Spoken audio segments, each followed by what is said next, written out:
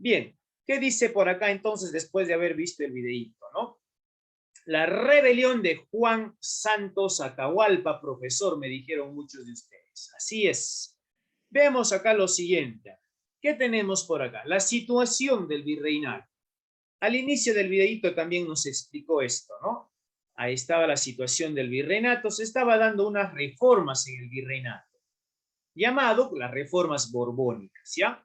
¿Por qué? Porque habían tomado el poder en España la familia o la casa o la dinastía borbónica. Por eso se le conoció como reformas borbónicas. Bien. Bueno, recuerda también que es muy importante saber que es un peninsular. Un peninsular es un español neto que había llegado desde, ¿no?, Europa. Recuerda también lo siguiente, que este peninsular muchas veces abusaba ¿de quién? El español ¿de quién abusaba? ¿Te acuerdas? De los indios, de mitad minera. ¿Dónde abusaba? ¿En las mitas? mineras. Las mitas Mitas muy bien. mineras. Ahora, En las mitas. justamente durante este tiempo se va a dar, por ejemplo, el aumento de impuestos. Se les subió los impuestos. Ustedes saben qué tipo de impuestos ya teníamos, porque en en la clase anterior, cuando hablamos del monopolio, la minería, hemos hablado sobre los piratas y todo, ¿te acuerdas? ¿No? Los impuestos coloniales. Bien, recordemos también que un criollo, niñitos, un criollo viene a ser hijo de quién? Hijo de los Criollos nacidos en América. españoles. Nacidos en América. ¿Dónde han nacido estos criollos? En América. América. América. Tras las reformas borbónicas, América. ellos también van a ir perdiendo poder. Esto era la situación durante el virreinato: abusos, explotación, cobro de impuestos, cristianización, etcétera, ¿ya? Ahora, veamos aquí un pequeño marco teórico. ¿Qué nos dice por acá? Punto por punto. Dice por acá, la coyuntura rebelde se inicia ¿en qué siglo? A ver, ¿qué siglo es aquí? A ver, niños de... Siglo XVIII. 18. Entonces, esta rebelión de Juan Santos Atahualpa se va a dar, profe, en el siglo XVIII. Así es, mis queridos niños, ¿ya? Ahora, ¿qué más tenemos por acá? Dice, los cambios producidos por las reformas habían generado una situación de desacato que abarcaba a distintos sectores sociales con diferentes perspectivas. Eso quiere decir que estas reformas no beneficiaron a los criollos, no beneficiaron a los indígenas, ¿no? Y una de las revueltas más importantes que va a haber en este tiempo, una de las rebeliones, de las protestas más importantes, será de este personaje. Ya saben el nombre ustedes. ¿Cómo se llama? Juan Santos Atahualpa. Juan Santos Atahualpa. Un poco vamos a conocer sobre Juan Santos Atahualpa, ¿ya? A ver, vamos a conocer algo sobre Juan Santos Atahualpa. Aquí tenemos Juan Santos Atahualpa. ¿Qué te dice acá? Apu Inca, de la selva, su Inca. Dice, oye, de la selva, su Inca, di. ¿Cómo lo dirías tú en Charapita? A ver. Oye, de la selva, su Inca, di. No, ahí está, ¿ve? El Apu Inca de la selva, su Inca. A ver. ¿Por qué profesor de la selva, su Inca? Porque de un día desde las montañas de Huanta se internó en la selva central para establecerse inicialmente en Chanchamayo. Aquí aparece el gran Juan Santos Atahualpa. Tal vez huyendo de la justicia colonial se va a establecer en Chanchamayo, ¿no? Así es que en mayo de 1742 tuvo una entrevista con el cacique Santabangori. De resultado, debería ser acá, resultado de la cual logró, te dice acá, la adhesión de numerosas naciones al Gran Pajonal. Allá, profe, Juan Santos Atahualpa se hizo proclamar. ¿Qué se hizo proclamar Juan Santos Atahualpa? A ver, de acuerdo a este texto que tenemos ahí.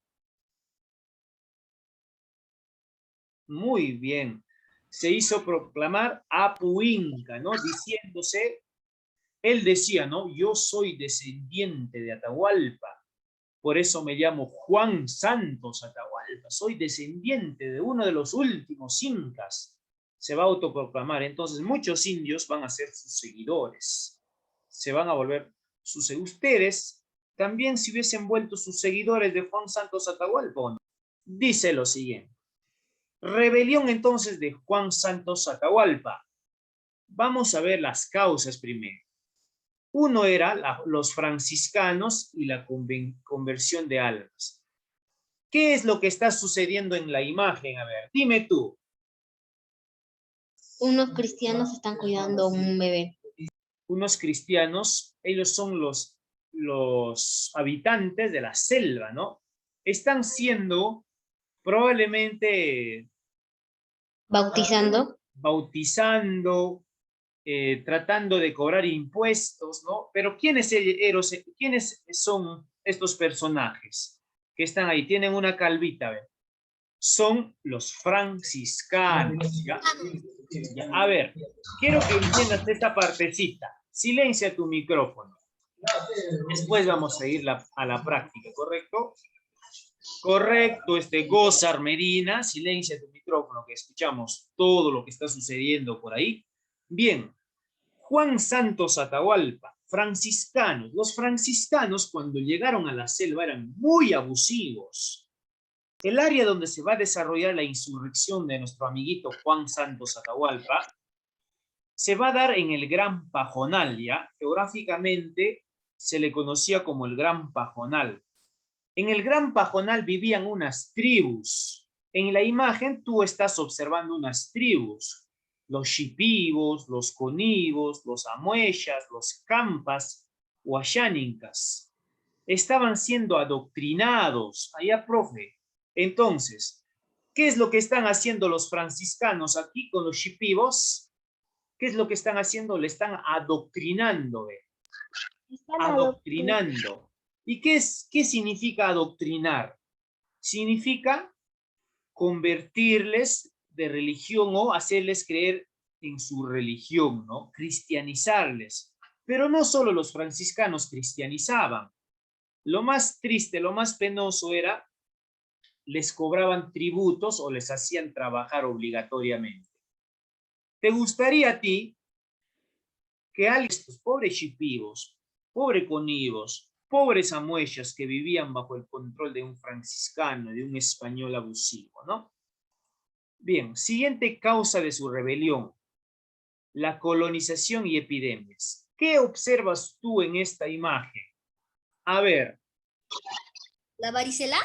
La viruela y el sarampión, ¿ya? El sarampión. Allá, profe, ¿qué pasó? Cuando llegaron los españoles, nos trajeron muchas enfermedades nuevas que no conocíamos la cura nosotros. No conocíamos la cura de estas enfermedades. Al igual que cuando llegó el COVID-19 no sabíamos qué hacer, ¿sí o no? Utilizábamos mascarilla, algunos tomaban ivermectina, algunos utilizaban remedios caseros, hacían hervir el eucalipto, etcétera, ¿no? Entonces, cuando llegó la viruela y la del sarampión, no sabíamos qué hacer. Así es que la colonización de la selva, queridos alumnos, entre las etnias evangelizadas, los de la selva tenían un rechazo frente a los misioneros franciscanos. ¿Por qué? Porque estos misioneros franciscanos habían traído epidemias, habían traído la viruela, el sarampión, ¿no? Que ocasionaron mucha muerte. Muchísimos pobladores de la selva central murieron a causa de esta enfermedad, porque ellos no sabían qué hacer con esta enfermedad. El cuerpo les empezaba a quemar, a arder. ¿Qué es lo que hacían los nativos de la selva? Se iban al río y se remojaban ahí, ¿no? Pensando que la fiebre o la enfermedad se iba a curar, pero al contrario, ¿no? Empeoraba la enfermedad. Entonces, por eso que los Shipibos, Conibos rechazaban, tenían un rechazo hacia los franciscanos, ¿ya? Por eso también se va a revelar el gran Juan Santos Atahualpa. Otra de las causas o los factores es la disputa por el control del Cerro de la Sal, la reacción de los indios frente a la evangelización, no querían ser evangelizadas, y aparece una esperanza mesiánica. ¿Quién era la esperanza de liberar acá?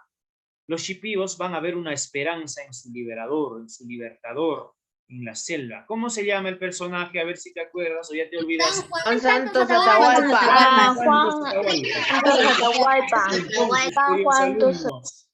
Juan de Atahualpa.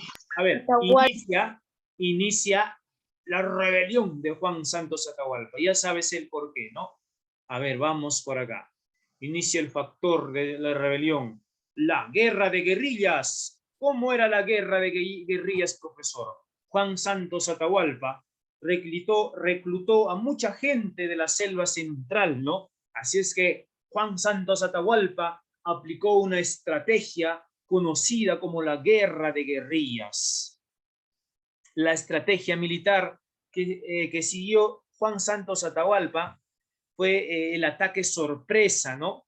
El ataque sorpresa por parte de sus columnas guerrilleras demostró ser la adecuada, ya que la selva prestaba para este tipo de incursiones, ¿no? Los españoles no conocían mucho la selva, pero Juan Santos Atahualpa sí conocía la selva, es por ello que va a tener muchos éxitos en esta rebelión, ¿no? Durante 10 años se van a enfrentar, imagínate, durante 10 años se va a enfrentar con el ejército de peninsulares, ¿no? No puede ser considerado un total fracaso la rebelión de Juan Santos Atahualpa entonces, ya que al principio probablemente no se le dio suficiente importancia por tratarse de un área periférica a los intereses del virreinato peruano. Muy bien. La opción utilizada por el ejército español para contrarrestar la rebelión de Juan Santos Atahualpa fue crear guarniciones, ¿no? Los españoles crearon guarniciones de soldados en el territorio para evitar esta rebelión de Juan Santos Atahualpa. Muy bien. Continuamos. Bien, después de 10 años no se va a lograr concretar expulsar a los españoles definitivamente, pero sí a los franciscanos, ¿ya? Los franciscanos después de la rebelión. ¿Qué habrá pasado con los franciscanos después de la rebelión? Bueno, los franciscanos, a pesar del desastre, los franciscanos no estaban dispuestos a perder todo lo que habían logrado en la selva. Así es que los franciscanos van a decidir recuperar las misiones del Alto Ucayali, ¿no? Un territorio que todavía no había sido convulsionado por la rebelión de Juan Santos Atahualpa, ¿no? Los franciscanos se van a retirar de este territorio y se van a ir ahora a adoctrinar en Ucayali, ¿no? Pero el recuerdo de la rebelión de Juan Santos Atahualpa estaba todavía aún fresco y los nativos no se avenían con facilidad, ¿no? A recibir de nuevo a estos misioneros franciscanos. Fueron expulsados, miren acá, en esta imagen, los franciscanos están siendo expulsados, ¿no? De la selva central, y los franciscanos no van a querer irse en realidad, sino van a buscar otros territorios para poder adoctrinar. Para terminar, la significación histórica. Ya sabemos entonces, los españoles nos trajeron las enfermedades, muchas muertes, así es que nosotros debemos hacer un análisis acá. Esta rebelión fue muy importante, ¿no? Muy importante, ya que va a servir como modelo a otras rebeliones, ¿no? La rebelión de Juan Santos Atahualpa. Y el fin de la rebelión, a ver, ¿qué pasó? El fin de la rebelión, ahí está, el fin de la rebelión. Políticamente, mis queridos niños, la rebelión también fue exitosa, ¿ya? Pues a pesar de que un grupo de historiadores sostienen que fracasó, en realidad fue exitosa porque sirvió como modelo a las siguientes rebeliones. Bien, hasta aquí. Nos vamos ahora a nuestra ficha de trabajo. Primera pregunta dice, ¿cuáles fueron las principales causas de la rebelión de Juan Santos Atahualpa? A ver, ¿Qué podemos poner acá? 1 vamos a poner, ¿ya? La que puede venir en el examen, mis niños. A ver, vamos a poner, ¿qué les parece?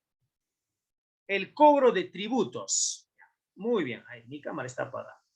Aquí vamos a poner el cobro de tributos. Anotamos, bonito, cobro de tributos. Ustedes también anoten. Ahí está. Cobro de tributos. Número 2. ¿Cuáles fueron los grupos sociales que apoyaron a Juan Santos Atahualpa? ¿Quiénes van a apoyar a la rebelión? 1, vienen a ser los shipibos. Los shipibos se van a unir para que se rebelen juntos con Juan Santos Atahualpa. Aparte de los shipibos, ¿quién me dice? A ver, ¿quién más? Muy bien, los conivos. Aparte de los conivos, también tenemos a los amuechas.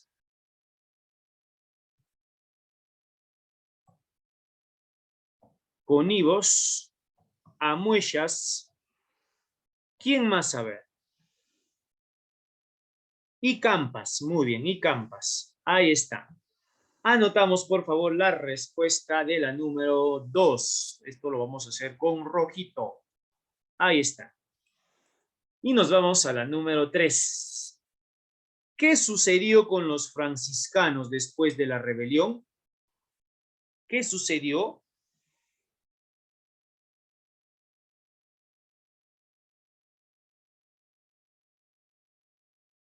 A ver.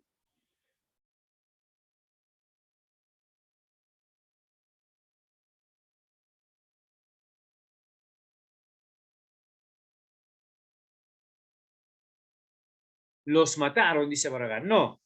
¿Qué pasó? Se fueron a adoctrinar a Ucayali. O podemos poner también, decidieron recuperar las misiones, ¿ya? Por otro territorio. Anotamos. Decidieron recuperar las misiones franciscanas, pero por otros territorios. Decidieron recuperar las misiones. Bien, número 3. Ahí está la número 3. Vamos a la número 4. ¿Cuál fue la estrategia desarrollada por Juan Santos Atahualpa? ¿Cuál era su estrategia guerrera? A ver, ¿cuál era su estrategia guerrera? ¿Te acuerdas, hijo? ¿La guerra de qué? Él aplicó la guerra de... ¿Cómo era, profe, la guerra de guerrillas?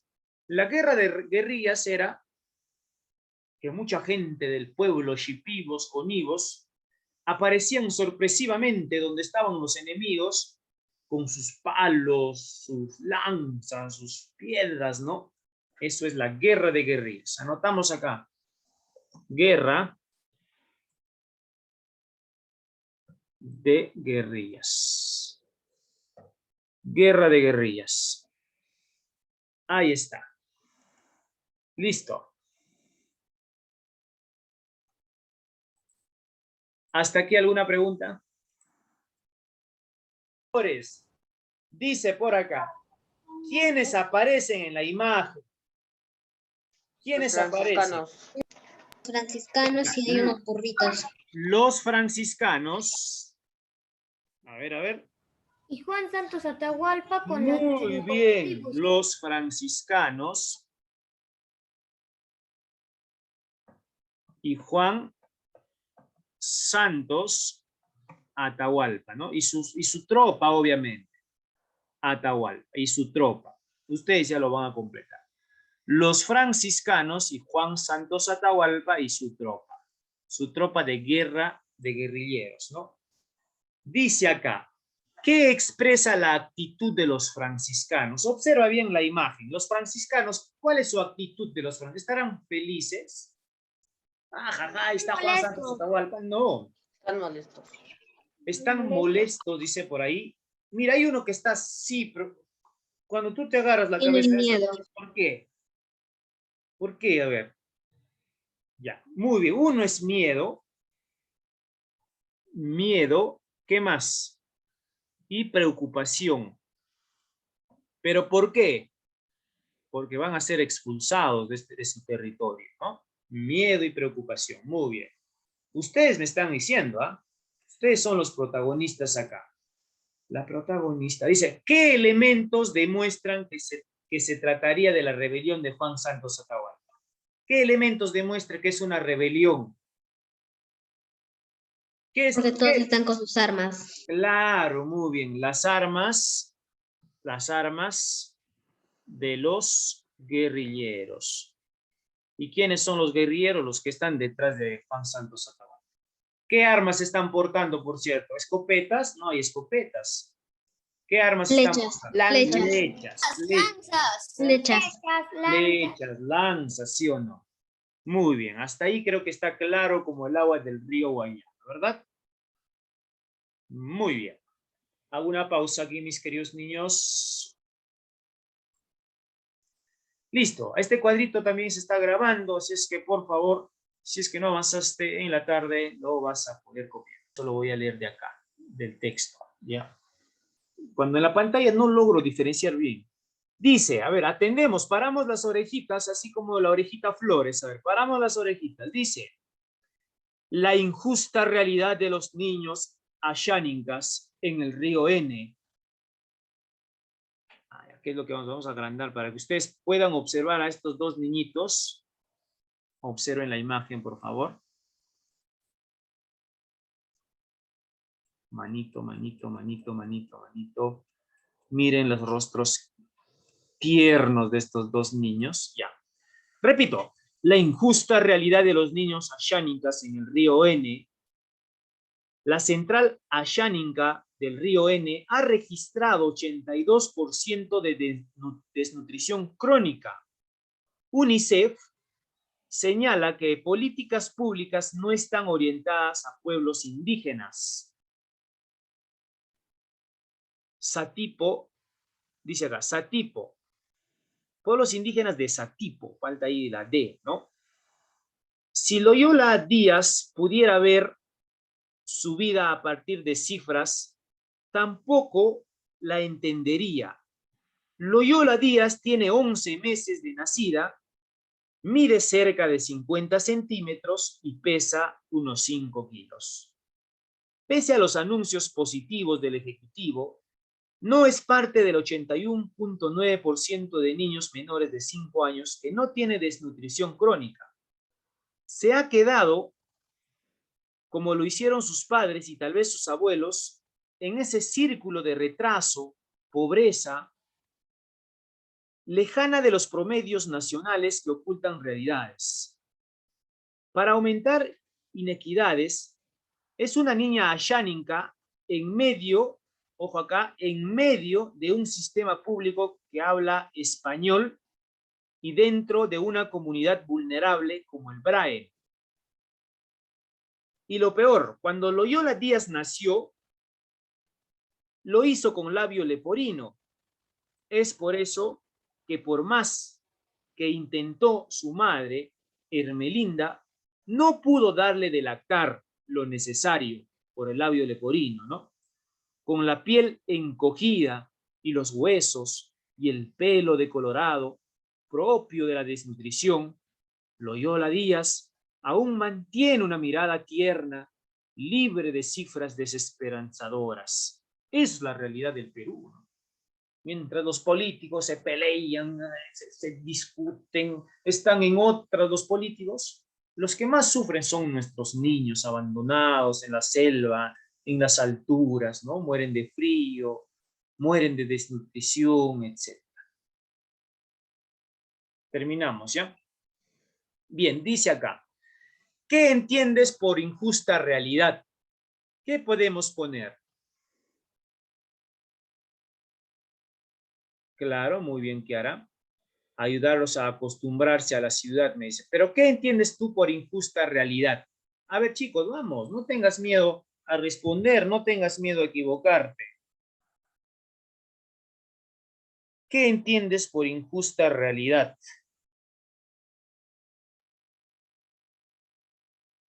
Claro, ¿no? Y la injusta realidad quiere decir que hay pueblos olvidados por el Estado, ¿no?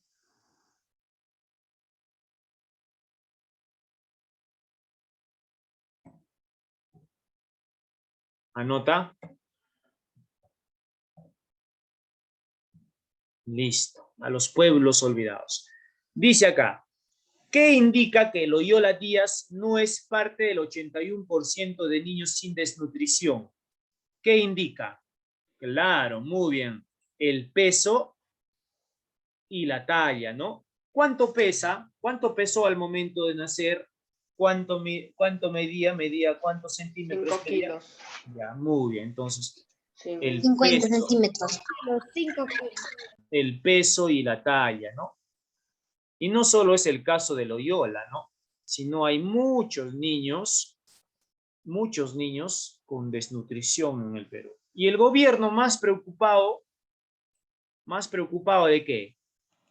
De robarse el dinero, ¿sí? Ya. Ahora, dice acá, siguiente pregunta, ¿qué regiones comprende el BRAE? Ya, esto sí está interesante, ¿eh?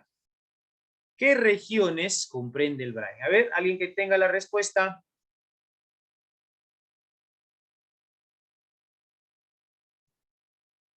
Muy bien, ahí está.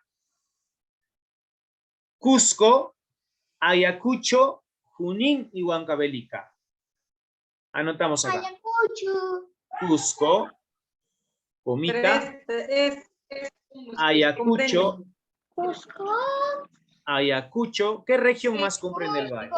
De los Pachaninkas, Apurímac, Junín, Anumitat, durante este ciclo. y Huancavelica. Ahí está. Huancavelica. Y yo les pregunto ahora, ¿qué significa BRAE? Cusco, Ayacucho, Junín y Huancavelica. ¿Comprende? ¿Pero qué significa BRAE? A ver, alguien que me diga. Cusco, Ayacucho, Junín y Huancavelica. ¿Qué significa BRAE? Ya queda como tarea, entonces averiguan. En Valle, seguramente. A ver. Claro, ¿no? ¿Qué significa BRAE? El Valle de los Valle de Ríos, los ríos de Apurímac, Ene y Mantaro. Mantaro. BRAE. Repito. ¿Qué El significa Valle BRAE? de los Ríos, Apurímac, Ene y Mantaro. ¿Qué Eso significa significa BRAE. BRAE? Listo, chicos. Alguien por ahí está. Ya, siguiente. ¿Crees que la situación de los Asháninkas de la rebelión de Juan Santos Atahualpa ha cambiado durante este siglo? No, yo pienso que no, porque aún son víctimas del olvido, ¿no? Del olvido. Y no solo es el caso de los Asháninkas, niños, sino, mis queridos niños, vuelvo a repetir, por ejemplo, es muy penoso. Por eso ustedes deben de valorar todo lo que sus padres les ofrecen, ¿no? Buenos zapatos, buena vestimenta, buen hogar, ¿no? Ahora, eso es el deber de los padres, sí. Sí es el deber de los padres, pero hay niños en Puno, por ejemplo, mueren de friaje. ¿Y qué hace el Estado? Vamos a repartir sábanas todos los años, ¿no? Pero eso no es la solución en realidad. Llega la época de friaje, vamos a repartir colchas, pero eso no es la solución, ¿no? En la selva profunda hay muchos niños. En la selva profunda hay muchos niños que no pueden estudiar, ¿eh? Entonces, la solución acá sería crear políticas de Estado. El Estado más está preocupado de robarse nuestro dinero, de llegar al poder. Una vez que llegan al poder, se olvidan del pueblo. Para que un país sea desarrollado, no necesitamos un puente de alta magnitud o una carretera kilómetros y kilómetros. Claro que es parte del desarrollo, ¿no? Para que un país mejore, se necesita la educación, ¿no? Se necesita que se invierta en educación y en la alimentación, sobre todo. Por eso que hay tantos niños que mueren de anemia. Aquí hago una pausa yo.